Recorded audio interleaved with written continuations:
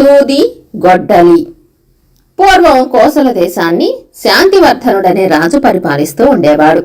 ఆయన ఎంతో ప్రజారంజకంగా రాజ్యపాలన చేస్తున్నప్పటికీ కోసల చాలా పెద్ద దేశం కావడంతో ప్రజలు ఏదో ఒక ప్రాంతాన అశాంతికి అసౌకర్యానికి గురవుతూ ఉండేవాళ్లు.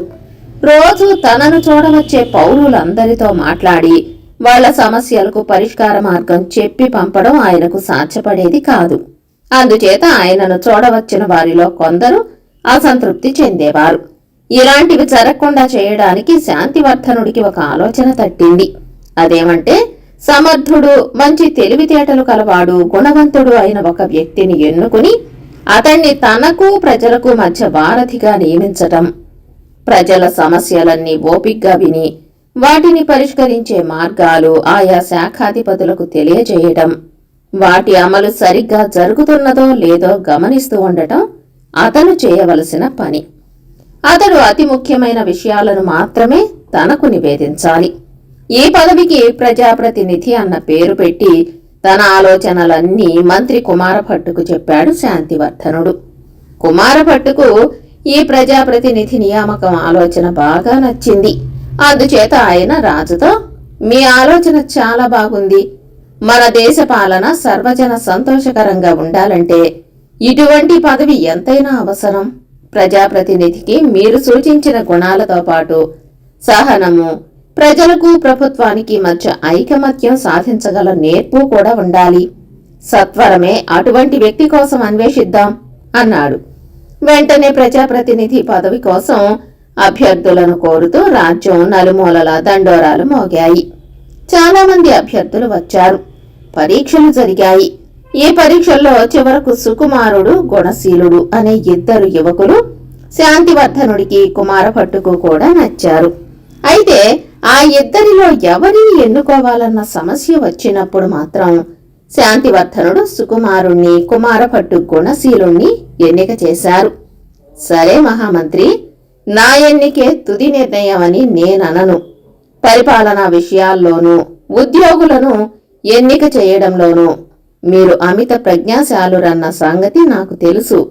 అయితే తొలిసారిగా మనిద్దరి మధ్య భేదాభిప్రాయం కలిగింది కనుక మనం ఎన్నిక చేసిన ఇద్దరిని మాతంగ గురువుల దగ్గరకు పంపించి వారి తీర్పునే తుది ఎన్నికగా నిర్ణయిద్దాం అన్నాడు శాంతివర్ధనుడు. ఇందుకు కుమారభట్టు అంగీకరించాడు. వెంటనే సుకుమార గుణశీలురిద్దరూ మాతంగ గురువుల వద్దకు పంపబడ్డారు. మర్నాటి ఉదయం గురువు దగ్గర నుంచి తిరిగి వచ్చిన అభ్యర్థులిద్దరూ తిన్నగా రాజు, మంత్రి ఉన్న భవనానికి వెళ్లారు. గురువుగారు మాకేం సందేశం పంపారు అని కుమారభట్టు వాళ్ళిద్దరిని అడిగాడు. అభ్యర్థులిద్దరూ అందుకు సమాధానంగా తమ వద్ద ఉన్న వస్తువులను వారి ముందుంచారు. మాతంగ గురువులు మాకేమీ చెప్పలేదు.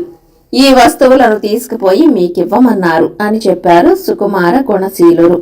సుకుమారుడు తెచ్చినది ఒక పదునైన గొడ్డలి, గుణశీలుడు తెచ్చిన వస్తువు ఒక చిన్న సూది.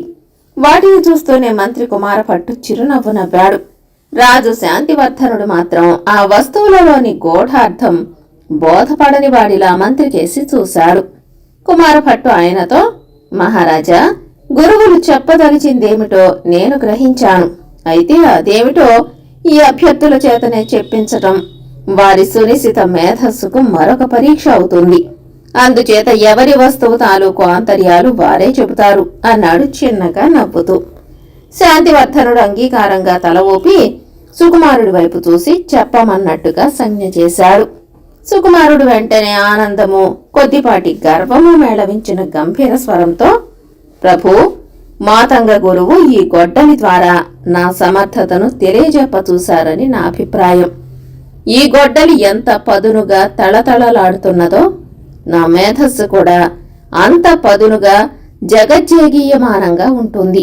ఎంత కఠినమైన చెట్టుబోతినైనా క్షణాలలో ఈ గొడ్డలి ఎంత తేలికగా ఛేదించగలదో అలాగే నా మేధస్సు కూడా ఎంతటి జటిల సమస్యనైనా ఇట్టే పరిష్కరించి వేయగలదు. గురువులు దీన్ని నాకివ్వడం అనేది నా ప్రతిభకే గీటురాయిగా భావిస్తున్నాను. అందుచేత ప్రజాప్రతినిధి పదవికి మాతంగ గురువు గారు నన్నే ఎన్నిక చేశారని నా నమ్మకం అన్నాడు. సుకుమారుడి వివరణ నచ్చినట్టు రాజముఖంలో ఎంతో తృప్తి, ప్రసన్నత కనిపించాయి. తర్వాత గుణశీలుడు ఎంతో వినయంగా, ప్రభు, సాటి అభ్యర్థిని కించపరుస్తున్నానని అనుకోకండి. సుకుమారుడు గొడ్డలి గురించి చెప్పినదంతా నిజమే కాని అతడు ఒక్క విషయం మాత్రం మరిచిపోయాడు. గొడ్డలి ఎండుకట్టెనైనా చందన వృక్షాన్నైనా ఒకటిగా ఉన్నదాన్ని ముక్కలుగా చేయడానికే ఉపయోగిస్తుంది. సూది మాత్రం ఆకారంలో ఎంత చిన్నదైనా చిరిగి రెండుగా చీలిపోయిన వస్త్రాన్ని కుట్టి మళ్లీ ఒకటిగా చేస్తుంది. గొడ్డలి వినాశనానికి చిహ్నం, సూది ఐకమత్యానికి ప్రతినిధి అని ఊరుకున్నాడు. గుణశీలుడి మాటలు వినగానే రాజు శాంతివర్ధనుడు కొంచెం తికమకపడి మంత్రి కుమారభట్టు కేసి చూశాడు. అప్పుడు కుమారభట్టు ఆయనతో, ప్రభు, గుణశీలుడి వర్ణన పూర్తిగా సత్యం. సుకుమారుడు తెలివైనవాడే కాని అతడిలో సహనము ఐకమత్యతాభావము తక్కువ. మనం ప్రజాప్రతినిధిగా నియమించబోయే వ్యక్తికి ముఖ్యంగా ఉండవలసిన గుణాలు అవేనని భావించిన మాతంగ గురువు గుణశీలుణ్ణే ఎన్నిక చేశారు. ఆయన ఎన్నిక ఎంత సమంజసమో వీళ్ళిద్దరి వివరణల ద్వారా మీరు గ్రహించి ఉంటారు. ఆకారంలో పెద్దది పదునైనది అయిన వస్తువును తనకిచ్చేసరికి పదవి తనదేనని సుకుమారుడు గర్వపడ్డాడు. సరి అయిన అవగాహనతో పదవి తనదేనని విశ్వసించినా వినయంగా వస్తువు తాలూకు ఆంతర్యం మాత్రమే చెప్పి ఊరుకున్నాడు గుణశీలుడు. ప్రజాప్రతినిధి పదవికి అతడే అన్ని అర్హతలు గల వ్యక్తి అన్నాడు. మంత్రి చెప్పిన దానితో సంతృప్తి చెందిన శాంతివర్ధనుడు గుణశీలుణ్ణి అప్పటికప్పుడే ప్రజాప్రతినిధిగా నియమించాడు. కథా సమాప్తం.